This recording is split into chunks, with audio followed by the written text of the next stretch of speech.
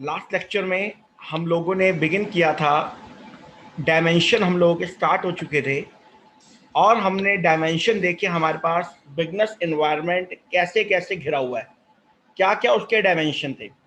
हमने देखा था इकोनॉमिक डायमेंशन, हमने इकोनॉमिक डायमेंशन की पूरी बात हमने स्टडी कर ली थी। बेसिकली क्या होता है, ये जीडीपी की बात करता है, per capita income tax, tax rate, interest rate, saving, इन सब फैक्टर्स की बात करके चलता है। बेसिकली आरबीआई की पॉलिसी और गवर्नमेंट की पॉलिसीज की बात करके चलता है। चलते आगे, अगला आता है सोशल एनवायरनमेंट। सोशल को बोलते हैं सामाजिक। देखो, बिजनेस एक सोसाइटी का पार्ट है। बिजनेस आइसोलेशन में काम नहीं करता, समाज के अंदर काम करता है।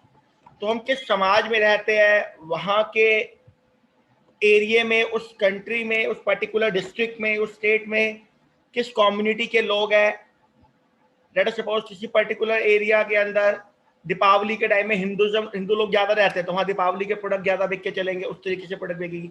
मान लो किसी एरिया के अंदर ओल्ड पर्सन ज्यादा है, ओल्ड लोग ज्यादा है, बुजुर्ग लोग ज्यादा है, तो उस एरिया में क्या कहते हैं, उनके बुजुर्ग लोगों के चश्मे हो गए, छड़ी हो गई। अगर कहीं छोटे बच्चे बहुत ज्यादा किसी एरिया के अंदर, छोटे बच्चे, तो वहां स्टेशनरी प्रोडक्ट, छोटे बच्चों के कपड़े। तो इस तरह यह हमारा सामाजिक एनवायरनमेंट है, जिसके अंदर हमारा टेस्ट, प्रेफरेंस, कितने लोग पढ़े लिखे हैं, लिटरेसी, ये सारी बातें कवर करते हैं इस सोशल एनवायरनमेंट के अंदर। इसको बोलते हैं सामाजिक एनवायरनमेंट। समझते क्या कहते हैं, समझेंगे क्या कहते हैं। It refer to character of the society. Society का क्या कैरेक्टर, जिस सोसाइटी में रह रहे हैं वहां ज्योग्राफिकल जो जिस तरीके के लोग रह रहे हैं उनका क्या रेशियो है, कितने मेल है, कितने फीमेल्स है, कितने बच्चे हैं, कितने बड़े गए, कितने बुजुर्ग है, क्या उनकी क्वालिफिकेशन है, सारी बातें मैटर करती है पर्टिकुलर प्रोडक्ट की डिमांड को इंक्रीज करने के लिए। समझते क्या कहते हैं। It describe the character of society in which enterprise exist. Social environment consists of tradition, custom, ritual, lifestyle, literacy rate, family structure, values, education system, demographic trend में क्या आएगा, क्या पॉपुलेशन का साइज है, क्या डिस्ट्रीब्यूशन है, क्या एज कॉम्पोजिशन है, मेल है, फीमेल है, छोटे बच्चे हैं, रूरल कितना है, अर्बन कितना है। तो इस तरीके से सारी बातें कवर होकर चलती है। कैसे इनकम डिस्ट्रीब्यूशन होता है, उस कंट्री के अंदर इनकम डिस्ट्रीब्यूशन इक्वल है, मतलब इक्विटेबल है या अनइक्विटेबल है, ये सारी बातें मैटर करती है, सोशल एनवायरनमेंट के अंदर कवर होती है। तो क्या कहते हैं, the business organisation has to analyse and understand the social environment as it determine the product services standard of conduct that are accepted by the society। Company वही प्रोडक्ट बनाएगी जिस तरीके के प्रोडक्ट उस सोसाइटी के लोग चाहते हैं, जिस क्वालिटी का प्रोडक्ट उस सोसाइटी के लोग चाहते हैं। तो ये भी एक एनवायरनमेंट है। बात करते हैं, the nature of goods and services in demand depend upon the buying habit, income level, education level, custom, taste, preference. अगर इंडिया की बात करें तो इंडिया के अंदर जितनी साड़ी की डिमांड होगी उतनी वेस्टर्न कंट्री में उसकी डिमांड होकर नहीं चलेगी। तो ये हमारे यहाँ का सोशल एनवायरनमेंट है। With the changes in demand of customer, business man are required to change their production. मेरे को हमें customer is the king of the market. Simple सी बात है, कस्टमर मार्केट का किंग होता है। जो वो मांगेगा कंपनी को वो प्रोडक्ट प्रोड्यूस करना पड़ेगा। प्रोड्यूस नहीं करेंगे मार्केट से आउट हो जाएंगे, सिंपल सी बात है। तो सोशल फैक्टर बहुत लीडिंग रोल प्ले करता है। आप देखो, जो दीपावली का समय आता है अक्टूबर नवंबर के मंथ में, तो कितनी सारी कंपनी पैकिंग वाले प्रोडक्ट अपने बना के लेके आती है। दुनिया जहान की कंपनी अपने पैकिंग वाले प्रोडक्ट बना के लेके आती है। कभी रक्षाबंधन का त्योहार आएगा, जब ईद का त्योहार आता है, तो सिंपल सी बात है, नए कपड़े बिकते ही बिकते हैं। वो एक मैंडेटरी, एक कस्टमर है कि हमने नए कपड़े परचेज करने हैं ईद के टाइम के ऊपर। तो इस तरीके से हमारा जो कल्चरल जो चीज होती है वो प्रोडक्ट की डिमांड को इफेक्ट करता है, और उसी के अकॉर्डिंग हमारा बिजनेस अपने प्रोडक्ट को प्रोड्यूस करके चलता है। समझेंगे क्या कहता है। The celebration of festival like Deepavali, Eid, Christmas, Lohri, Gurpurab जिसको बोलते हैं, provide significant financial opportunity many business like greeting card company, confectionery. आजकल so and so many day, mother day, father day, friend day, plan, दुनिया जहान के डे जो हम जो देखते हैं, अपार्ट फ्रॉम हमारे जो कल्चरल फेस्टिवल्स के अलावा जो और दिन है, इन सब क्या कहते हैं, इन सब डेज के ऊपर कहीं ना कहीं कंपनीज की प्रोडक्ट की डिमांड बढ़ के, आप देखो चॉकलेट डे आ गया तो दुनिया जहान की चॉकलेट बिक्री होती है क्योंकि चॉकलेट डे है। तो ये बेसिकली है कुछ नहीं, अगर उस कॉन्सेप्ट को आप देखोगे तो चॉकलेट डे का कॉन्सेप्ट क्या है कि कंपनी के प्रोडक्ट की चॉकलेट को ज्यादा से ज्यादा प्रमोट करना, इंक्रीज करना है, क्योंकि वो जानते हैं ये एक सोशल इन्वायरमेंट है। इस तरीके से चीज को ट्रेंड में चलाया जाता है और वो उससे कंपनी की जो सेल होती है दिन में लाखों करोड़ों तक बढ़ जाती है, समझते हैं। और इसमें क्या कवर होगा? Equal pay to male and female worker for equal work, unequitable नहीं होना चाहिए। Demand for reservation in job for minority and women, increase in demand for nutritious food, bottled water, mineral water, gyms etc due to health और fit। जब हम aware रहेंगे अपनी health के बारे में, आजकल आपने सुना होगा इम्यूनिटी, आजकल एक बड़ा कॉमन वर्ड चला कोविड, हमने अपनी इम्यूनिटी को इंक्रीज करना है, तो बड़ी सारी ऐसी जो मेडिसिन आ रही है जो इम्यूनिटी को इंप्रूव करने की आ रही है, that is will cover under the category of the social environment, जो चेंज इकोनॉमी में चलता हुआ आ रहा है। Import of animal fat for manufacturing वनस्पति घी was banned by government due to strong public protest। तो ये पब्लिक के सारे सोशल फैक्टर है जो कंपनी की डिमांड को इफेक्ट करते हैं, और हर कंपनी को इन फैक्टर का निरीक्षण करके चलना चाहिए, तभी उनके प्रोडक्ट की ज्यादा से ज्यादा सेल होकर चलेगी। एग्जाम्पल वो समझ लेते हैं। ऐसे कहते हैं movement for improving girl education, basically गाँव की बात कर रहे हैं जहाँ पे गर्ल्स को कई बार स्कूल के लिए नहीं भेजा जाता, जो हमारे इंडिया की बहुत बुरी बात है।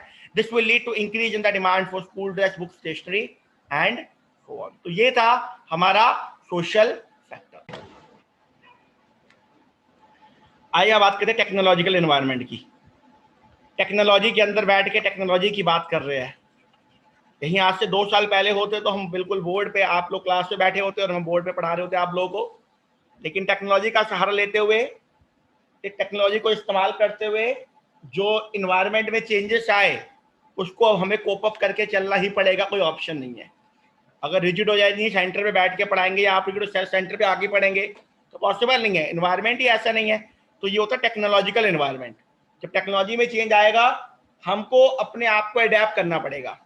मैं फ्रेंकली बताऊं, अगर ये कोविड जैसी सिचुएशन ना आती तो क्या पता है टेक्नोलॉजी का पूरा 100% यूटिलाइजेशन इंडिया में आने वाले 5 या 7 या 8 साल के बाद हो रहा होता, लेकिन ड्यू टू कोविड ये काम पहले ही हो गया। एक डायग्राम समझते हैं, देखो टेक्नोलॉजी क्या होता है। देखो ये पहले के जमाने में ऐसे रिक्शे चला करते थे, हालांकि आज भी कहीं जगह चलते हैं, कई स्टेट्स में आज भी ऐसे चलते हैं। इसको हैंड कार्ट बोलते हैं, हैंड कार्ट। एक इंसान, एक आदमी इस रिक्शे को अपने हाथ से खींच के लेके चलता रहा। थोड़ा सा टेक्नोलॉजी का इंप्रूवमेंट आया, इस तरह के रिक्शे स्टार्ट हो गए चलने, देखो इस तरह के रिक्शे चलने के स्टार्ट हो गए। फिर अब हम देखते हैं अब और टेक्नोलॉजी में इंप्रूवमेंट आया, बैटरी रिक्शा चलने स्टार्ट हो गए। तो ये टेक्नोलॉजिकल इंप्रूवमेंट है। इस इंप्रूवमेंट से देखो यहाँ पे कितना हार्डवर्क लगता था, कार्ड हाथ से खींचना, थोड़ा सा हार्डवर्क कम हुआ। जब पैर से चलाते थे, अब हार्डवर्क बिल्कुल क्या हो गया, उनका कम हो गया, ना के बराबर हो गया। तो उसको बोलते हैं टेक्नोलॉजिकल इंप्रूवमेंट। जब टेक्निक में चेंज आएगा तो हमको भी उसके अकॉर्डिंग अपने आप को चेंज करना पड़ेगा। और समझते हैं बातों को, देखते क्या कहते हैं technological environment. It includes forces relating to the scientific improvement and innovation, which provide new ways of producing goods and services। ठीक है, okay, and new method and technique of operating a business. हम जो study कर रहे हैं, मैं आपको पढ़ा रहा हूँ, ये ऑफलाइन मोड से हट के हम ऑनलाइन मोड के ट्रेंड के ऊपर आके काम कर रहे हैं। तो ये टेक्नोलॉजिकल इंप्रूवमेंट का ही एक लाइव एग्जाम्पल है। ठीक है, वो अलग बात है, हम लोगों को इंडिया में यूज इसलिए ज्यादा करना पड़ गया ड्यू टू कोविड, लेकिन बाहर की कंट्रीज में पहले से ही ये चला हुआ आ रहा था। ठीक है, देखते हैं एग्जाम्पल क्या क्या है। Example of technological environment affecting the functioning of business environment, क्या कहते हैं, देखते हैं। Recently, technological advancement in computer and electronic have modified the way in which company advertise their product. It's now common to see CD-ROM and internet worldwide multimedia pages highlight the virtue। आप जितना Facebook का जितना इस्तेमाल करके चल रहे हो, Insta, all are the technological advancement। ठीक है, तो देखते हैं। Innovation in scientific and engineering field such as laser, robotic, biotechnology, food preservator, telecommunication have provided both opportunity and threats। ये threats है, ये TH threats है, both and threats for business center। Example, shift in demand from vacuum tube to transistor, from steam locomotive to diesel electric engine, changes आ रहे हैं। अब technology के बाद कुछ समय के बाद जो डीजल गाड़ियां पूरी की पूरी वो इलेक्ट्रिक में कन्वर्ट हो जाएगी। From fountain pen to ball pen, typewriter to computer work, all are cover under the category of the technology. ठीक है, कोई दिक्कत वाली बात नहीं है, सब एक एग्जाम्पल है, टेक्नोलॉजी के एग्जाम्पल है। जेरॉक्स मशीन के फोटोकॉपी का बिजनेस पे इफेक्ट हुआ, सेल फोन आ गया, घड़ी वगैरह सबकी मार्केट खत्म करके चला गया, ये सारे इसके एग्जाम्पल है। टेक्नोलॉजिकल इंप्रूवमेंट के। आज अगर आपको शॉपिंग करनी हो, घर बैठे बैठे आप Amazon हो गया, पेटीएम हो गया, फ्लिपकार्ट हो गया, इतने सारे आपके पास ऑनलाइन प्लेटफॉर्म है, आप घर बैठे पूरे के पूरे प्रोडक्ट की शॉपिंग कर सकते हैं। That has taken place only due to the technological advancement. तो ये सारे फैक्टर अफेक्ट करते हैं एनवायरनमेंट की सेल, प्रोडक्ट की सेल के ऊपर। देखते हैं क्या कहते हैं, समझते हैं, इस एग्जाम्पल से समझते हैं क्या कहता है। एक पर्सन क्या कहता है, मैं रेलवे स्टेशन जा रहा हूँ टिकट बुक करवाने के लिए। जो थोड़े से पढ़े लिखे भाई साहब थे उन्होंने समझाया, भैया काम करो आप घर बैठे क्या कैसे बुक कर लो टिकट, कैसे बुक कर लो ऑनलाइन, आपको स्टेशन जाने की कोई भी रिक्वायरमेंट नहीं है। Or dear you can book your ticket through the internet at your home. तो इस तरीके से ये टेक्नोलॉजिकल जो इंप्रूवमेंट आया, उस इंप्रूवमेंट के कारण बिजनेस को इन सबका ध्यान रख के चलना पड़ेगा। आजकल हम देखो कोविड के टाइम देख सकते हैं, कोविड के टाइम में बिजनेस करना पूरा चेंज हो चुका है। अब आने वाले समय में क्या हम ये भी कह सकते हैं कि होटल्स के अंदर जो सर्व करते हैं वो सर्विंग क्या पता सीधा रोबोट के द्वारा हो, क्या बाहर की कंट्रीज में चलता भी है, सीधा रोबोटिक सर्विस हो कि आप बैठे हुए एक रोबोट की फॉर्म में एक मशीन आपके पास आई, उसमें आपने ऑर्डर प्लेस किया और आपके पास खाना आ गया। तो ये सारे टेक्नोलॉजिकल एडवांसमेंट है जो हर बिजनेसमैन को फॉलो करके चलने पड़ेंगे अपने बिजनेस को बढ़ाने के लिए, इंक्रीज करने के लिए।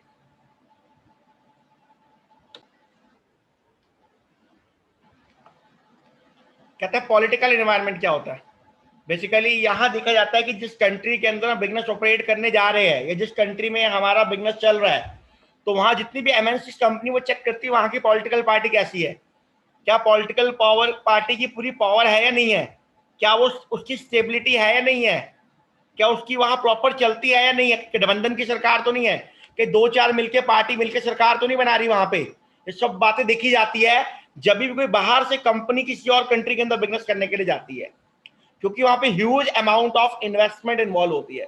एक बार किसी कंट्री में सेटअप लगा दिया, 2 4 5 साल के बाद दिक्कत आ गई तो पूरे का पूरा पैसा उन कंपनी का बर्बाद हो जाता है, बहुत दिक्कत आ जाती है। तो इसलिए पॉलिटिकल इन्वायरमेंट को जज करना बहुत जरूरी है कि जिस कंट्री में हम बिजनेस कर रहे हैं वहां की कंट्री की गवर्नमेंट क्या इस तरह के बिजनेस को प्रमोट करती है कि नहीं करती, क्या वहां की गवर्नमेंट इस तरह के बिजनेस के अगेंस्ट तो नहीं है, क्या हमारा बिजनेस उस पर्टिकुलर एरिया में, उस कंट्री में, उस स्टेट में चल पाएगा या नहीं चल पाएगा। और समझते हैं इस बातों को ज्यादा।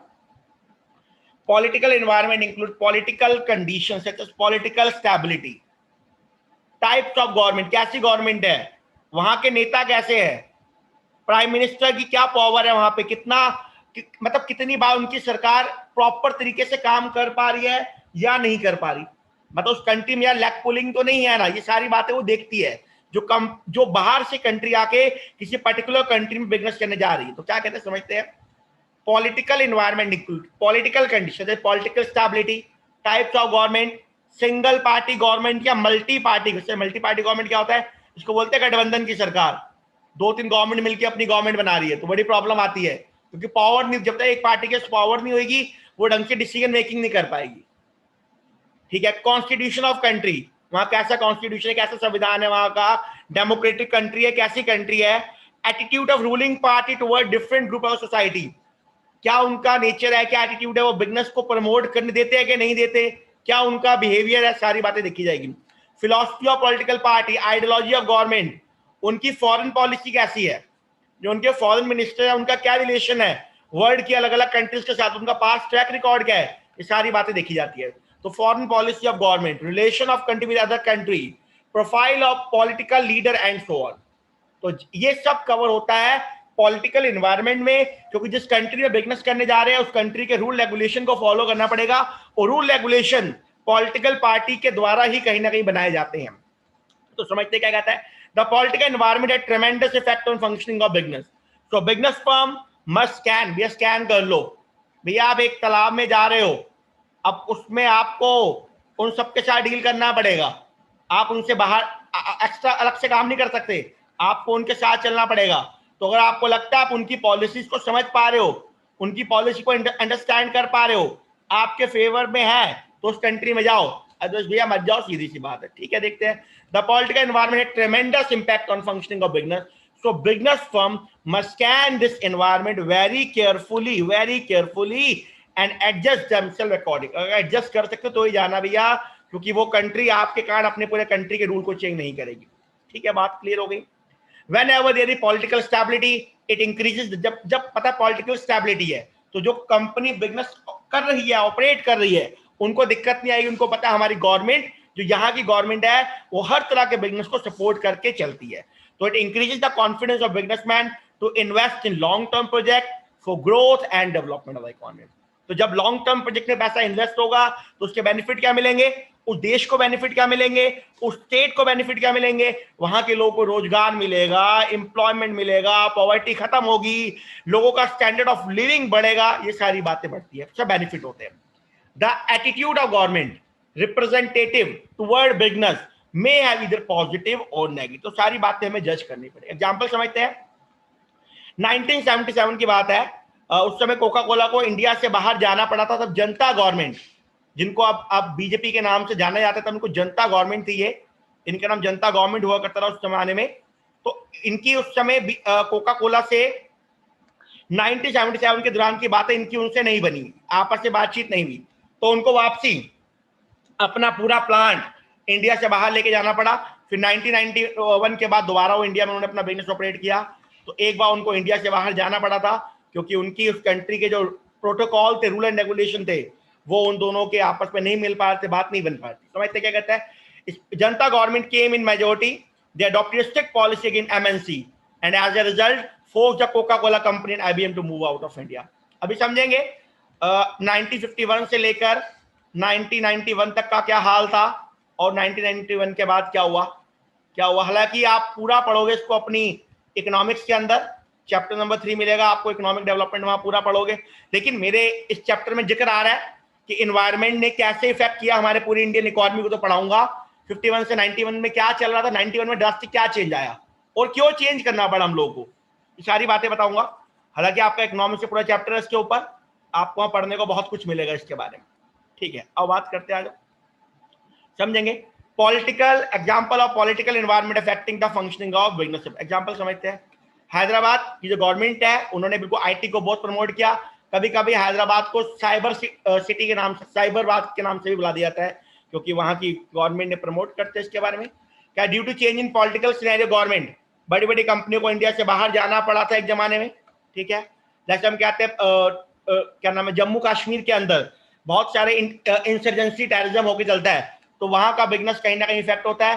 तो वहां की गवर्नमेंट की पॉलिसी होनी चाहिए कि बिजनेस इस तरह के टेररिज्म को कम से कम होने दे और पूरे का पूरा स्ट्रिक्ट एक्शन लेके चले इस तरह की एक्टिविटी के ऊपर। ठीक है, एक बार इसको गो थ्रू करते हैं।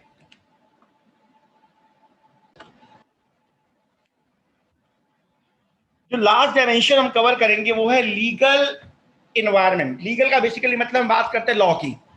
देखो, जिस कंट्री में हम रह रहे हैं, जिस कंट्री के अंदर बिजनेस करते हैं, उस कंट्री के अंदर जितने लॉ बने हुए हैं, उस लॉ का हम लोगों को पालन करना पड़ता है। लॉ कैसे बनता है, मैं बता दूं लॉ कैसे बनता है। लॉ बनने के लिए पहले क्या होता है, एक बिल बनता है। लॉ बनने से पहले एक लॉ का प्रोसेस क्या होता है, पहले एक बिल बनता है, वो बिल जाता है पार्लियामेंट के अंदर। पार्लियामेंट में जाने के बाद वो क्या कहते हैं उसको एक्ट के बाद फिर वो लॉ बन के क्रिएट होता है। तो act is a part of law. ठीक है, तो वहां से हमारा लॉ बन जाता है। तो पहले बिल आता है, बिल जाता है पार्लियामेंट में, पार्लियामेंट के बाद एक्ट बनता है, फिर उसके बाद वहां पे हमारे प्रेसिडेंट साहब उस पर साइन कर देते हैं। फिर वो कहता है वो हमारा एक्ट बन के तैयार हो गया, हमारा वो रूल बन के तैयार हो गया। जैसे आप अकाउंट्स में पढ़ते हो, क्या पढ़ते हो, इंडियन पार्टनरशिप एक्ट 1932 एक्ट है। ऐसे आप पढ़ोगे कंपनीज एक्ट 2013 एक्ट है। ऐसे एक एक्ट होता है, बता रहा हूं आपको। और कौन से एक्ट है, बड़े सारे एक्ट होते हैं बिजनेस को प्रमोट करने के लिए, बिजनेस को, लो के इंटरेस्ट को प्रोटेक्ट करने के लिए। हम कह सकते हैं एक एक्ट जैसे हो गया, हमने क्या बोला पहले, पार्टनरशिप एक्ट हो गया 32, कंपनी एक्ट 2013 हो गया। ठीक है, ऐसे लोग गलत वेट का प्रोडक्ट ना बेचे, लोग गलत मतलब प्रोडक्ट के वेइंग मेजरमेंट में गलती ना करे, तो उन्होंने एक्ट बना रखा है वेट एंड मेजरमेंट एक्ट। अच्छी क्वालिटी का प्रोडक्ट बेचे। तो इस तरीके से गवर्नमेंट बड़े सारे एक्ट बनाती है और सब बिजनेसमैन को उन एक्ट को फॉलो करके चलना पड़ता है। और एक्ट कैसे बनते हैं, पार्लियामेंट के अंदर जाता है, पार्लियामेंट में जाके बिल होता है, बिल जाके पास होता है, फिर प्रेसिडेंट साइन करते हैं, एक्ट बन के तैयार हो जाता है।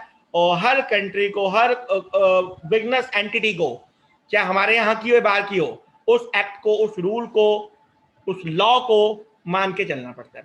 और समझेंगे क्या कहता है लीगल या रेगुलेटरी एनवायरनमेंट, क्या कहता है? It include legislative, it include legislation passed by government. Regulation कैसे मैंने बताया, पहले बिल बनेगा, बिल जाएगा पार्लियामेंट में, पार्लियामेंट में जाके मेजोरिटी मेंबर उसको मानेंगे, एक्ट बनेगा, पार्लियामेंट में हमारे प्रेसिडेंट साहब भी बाद में उसको साइन करेंगे। ठीक है, समझ आ गई बात, क्लियर हो गया? तो legislation passed by government, example trademark act हो गया, एसेंशियल कमोडिटी एक्ट हो गया, एनवायरमेंट प्रोटेक्शन एक्ट हो गया, ऐसे बड़े सारे एक्ट्स हैं।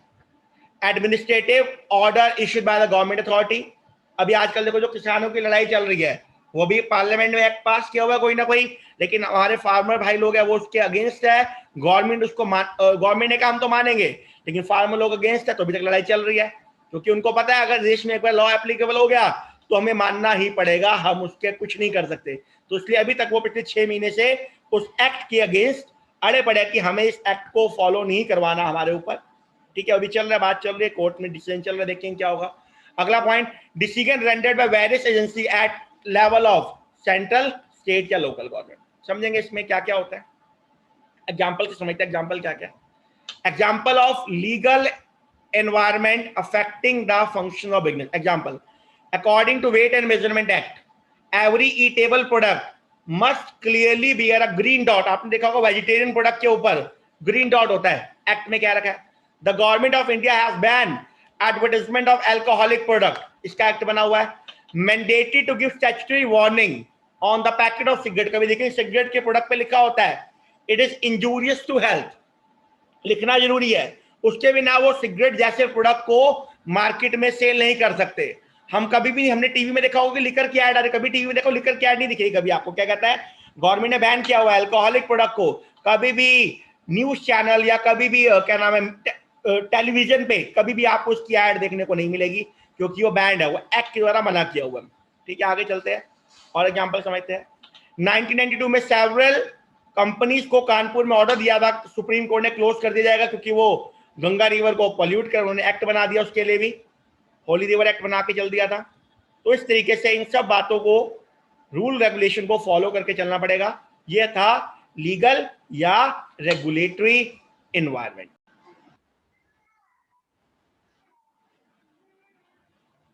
आज के लिए इतना ही, आने वाली क्लास में डिस्कस करेंगे। Thanks a lot, take care, stay safe, stay blessed, bye bye.